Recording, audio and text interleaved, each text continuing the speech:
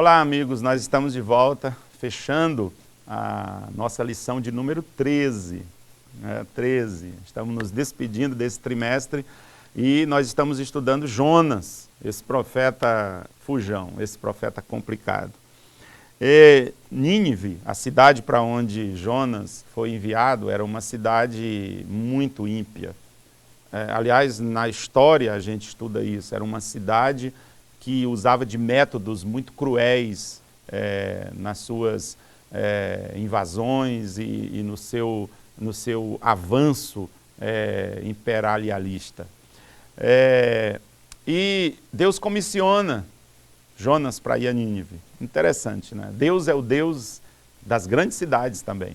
Nínive era uma grande cidade, mas estava se desmontando, né? O mal, o pecado já tinha se tornado estrutural, deixou de ser ocasional ou pontual e se alastrou em todas as instituições, em todas as estruturas. E Deus então resolve exercer o seu direito como juiz da terra de eliminar aquela cidade.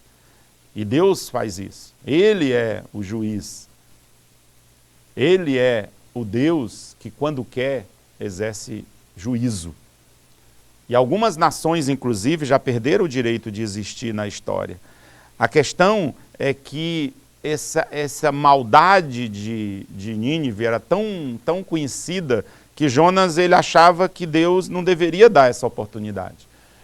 Depois de fugir, depois de ser engolido pelo peixe, Jonas lá fica 3 dias e ele chega a uma conclusão: ou ele obedece, ou ele vai morrer.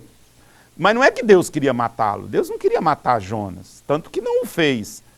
O que Deus queria era que Jonas caísse em si, é que Jonas percebesse que ele estava fugindo da sua própria vida. Não existe sabor numa vida que foge do centro da vontade de Deus. Com muito custo ali dentro do ventre daquele peixe, Jonas reavalia, só então ele ora. É interessante, Jonas não ora a não ser quando ele está no ventre do peixe. Jonas não ora, deveria ter orado. Por que ele não orou antes? Porque ele já sabia que estava desobedecendo a Deus. E tem gente assim. Interessante que muitas pessoas, quando desobedecem a Deus, a primeira coisa que elas fazem é sumir da igreja, é desaparecer dos cultos, é evitar, inclusive, contato com os líderes e com outros crentes.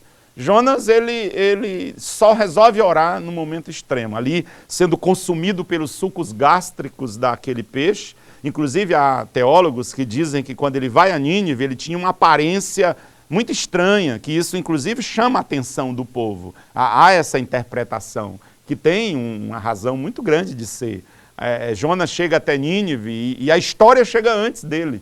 As pessoas passam a... Olha, tem aí o pregador que foi engolido pelo peixe, esse camarada aí esquisito, anunciando um juízo. E aí, pasmem, a mensagem de Jonas, um vai passando para o outro, para o outro, para o outro, e a mensagem de Jonas chega ao palácio. A Bíblia diz que o rei se arrepende e estabelece um decreto que todos deveriam se arrepender e que deveriam demonstrar isso com um jejum coletivo.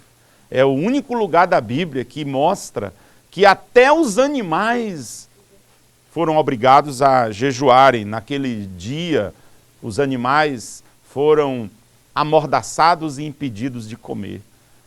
Foi um arrependimento radical. Isso tem muita coisa a nos ensinar.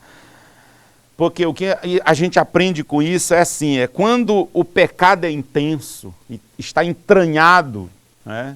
E olhe se não vivemos algo assim no nosso tempo.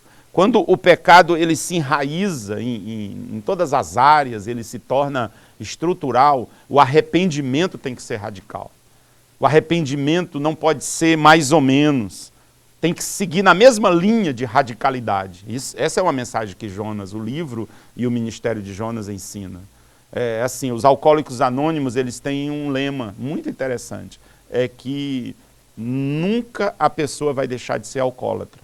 A pessoa pode estar em tratamento e já está sem beber há 15 anos, 20 anos, mas ele continua sendo alcoólatra. Ele continua tendo... Por quê? Porque ele sabe do prejuízo que trouxe para a sua vida. Então, a atitude para arrumar isso tem que ser radical. E aí a gente precisa pensar isso. Entre esse lema nos diz muito. A atitude de Nínive chega aos céus. E Deus muda de ideia.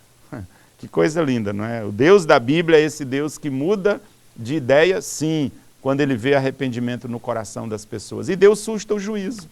E o Jonas, que não queria ir, vai brigar com Deus, desgostoso. Olha só, ele fica desgostoso porque teve sucesso na sua pregação.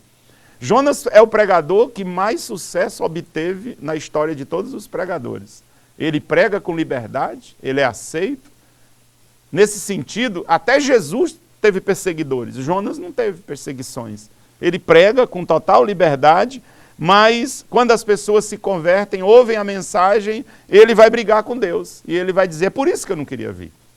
Ele vai dizer, eu sabia que tu tens esse coração mole, Deus. Eu sabia que se eu pregasse e o povo se arrependesse, o Senhor mudaria de ideia. E é isso que está acontecendo. E o livro termina de uma maneira singular. O livro termina com uma pergunta. Só tem 2 livros do Antigo Testamento que terminam assim, com uma pergunta. É o livro de Naum e o livro de Jonas. E a pergunta que Deus faz no final do livro é essa: não hei eu de ter compaixão dessa grande cidade de Nínive? Então, essa é a pergunta. Que esperança haveria para Nínive se não fosse a misericórdia de Deus? Quem pouparia Nínive? Jonas? Claro que não. Jonas queria era que eles fossem condenados. Mas essa é a pergunta. E a resposta, quem tem que dar somos nós. Sou eu e você. Que resposta a gente daria? O Warren Wiersbe, ele diz o seguinte, que o mais importante não é como Jonas respondeu, mas é como eu e você responderemos a essa pergunta: qual será a nossa resposta? Qual será a nossa resposta? Foi um prazer muito grande estar com você ao longo desses 3 meses no nosso programa. Deus te abençoe, que Ele possa nos propiciar novas oportunidades.